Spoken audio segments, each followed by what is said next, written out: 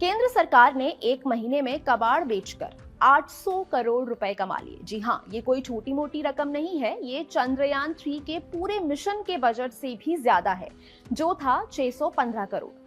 2 से 31 अक्टूबर तक चले स्वच्छता अभियान 5.0 में सरकारी दफ्तरों से निकले कबाड़ को बेचकर ये बम्पर कमाई हुई है। और सिर्फ पैसों की बात नहीं है, इस एक महीने में 232 लाख वर्ग फुट ऑफिस स्पेस भी खाली हुआ है, 29 लाख पुरानी फाइल्स हटाई गईं और 11,58,000 सरकारी कार्यालयों में सफाई हुई।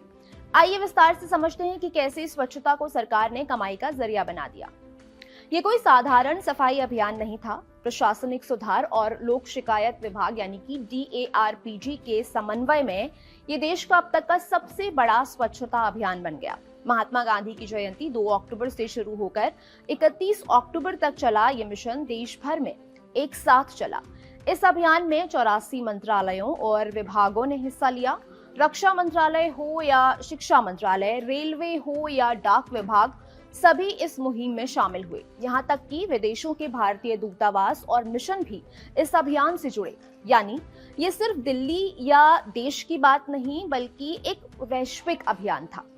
इस पूरे अभियान की निगरानी 3 केंद्रीय मंत्रियों ने की। Youth affairs and sports minister Mansukh Mandaviya, केंद्रीय नागरिक उड्डयन मंत्री के राम मोहन नायडू और कार्मिक, लोक शिकायत और पेंशन मंत्रालय के राज्य मंत्री डॉक्टर जितेंद्र सिंह।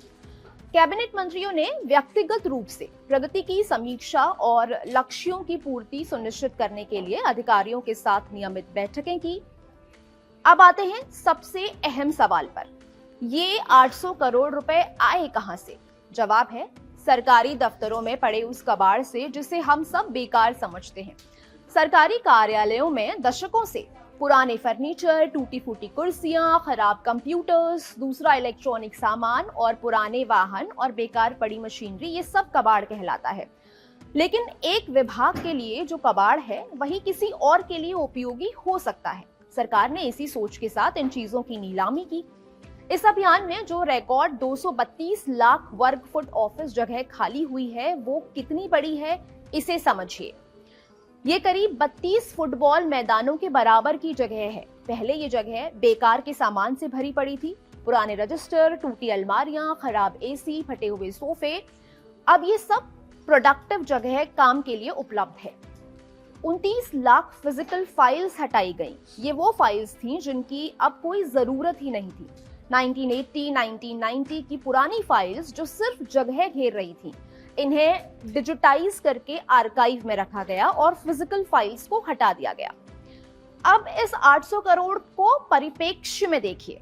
भारत का गौरव चंद्रयान 3 मिशन, जिसने पूरी दुनिया को चौंका दिया, जिसने भारत को चांद के दक्षिणी ध्रुव पर उतरने वाला पहला देश बनाया, उस पूरे मिशन पर 615 करोड़ रुपए खर्च हुए और यहाँ सिर्फ कबाड़ बेचकर 800 करोड़ रुपए कमा लिए गए। ये पहली बार नहीं हुआ। स्वच्छता अभियान की शुरुआत 2021 में हुई थी।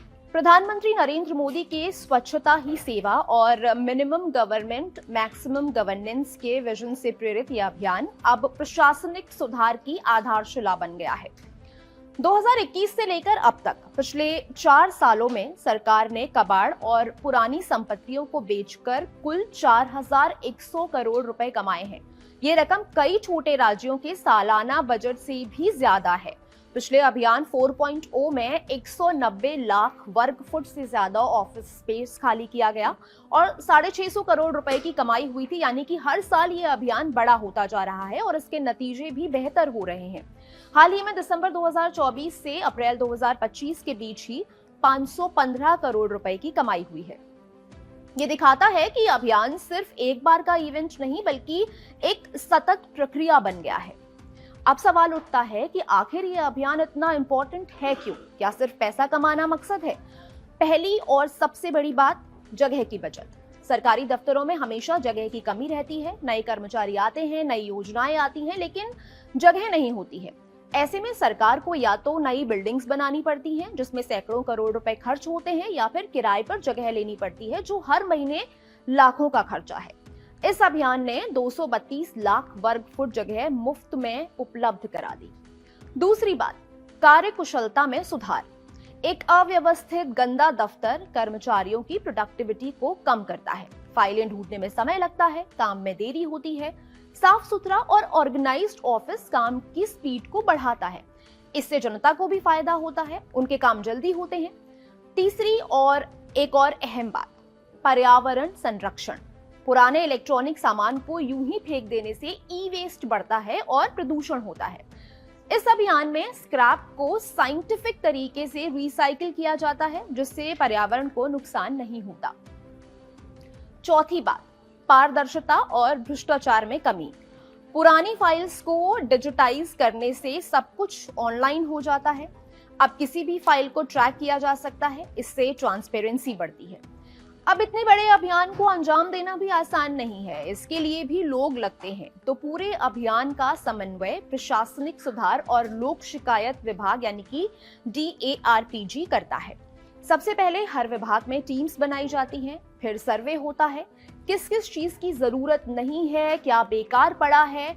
उसके बाद कैटलॉगिंग होती है, हर आइटम की कैटेगरी, कंडीशन और एस्टिमेटेड वैल्यू तय की जाती है। फिर बारी आती है नीलामी की। सरकार ऑनलाइन बिडिंग प्लेटफॉर्म्स का इस्तेमाल करती है, जहां कोई भी रजिस्टर्ड बायर बिड लगा सकता है। सबसे ज्यादा बिड लगाने वाले को सामान मिल जाता है। पूरी प्रक्रिया पारदर्शी है, हर ट्रांजैक्शन रिकॉर्ड होता है। इस अभियान में कुछ मंत्रालयों ने शानदार प्रदर्शन किया। रेलवे मंत्रालय ने सबसे ज्यादा 1,74,000 वर्ग फुट जगह खाली की, जबकि कोयला मंत्रालय ने 99,114 वर्ग फुट जगह साफ की। लगभग सभी छोटे विभागों से लेकर बड़े मंत्रालयों तक ने बढ़ चढ़कर हिस्सा लिया। लक्ष्य था कि एक भी सरकारी दफ्तर ऐसा ना रहे जहां कबाड़ पड़ा हो। यह अभियान डिजिटल इंडिया मिशन से भी जुड़ा है। 29 लाख फिजिकल फाइल्स को हटाने का मतलब है कि उन्हें डिजिटाइज किया गया। अब वो जानकारी डिजिटल फॉर्मेट में सुरक्षित है, जिसे कभी भी कहीं से भी एक्सेस किया जा सकता है। डिजिटल होने से स्टोरेज की जरूरत कम होती है, फाइल्स खोने का खतरा कम होता है और इंफॉर्मेशन शेयरिंग आसान हो जाती है। ये पेपरलेस ऑफिस की तरफ एक बड़ा कदम भी है। स्वच्छता अभियान 5.0 की ये सफलता सिर्फ आंकड़ों की कहानी नहीं है, ये सोच बदलने की कहानी है। केंद्रीय मंत्री डॉक्टर जितेंद्र सिंह ने कहा कि ये अभियान एक नए मानक स्थापित कर रहा है और पीएम मोदी के स्वच्छता के प्रति जागरूकता लाने के प्रयासों का परिणाम है।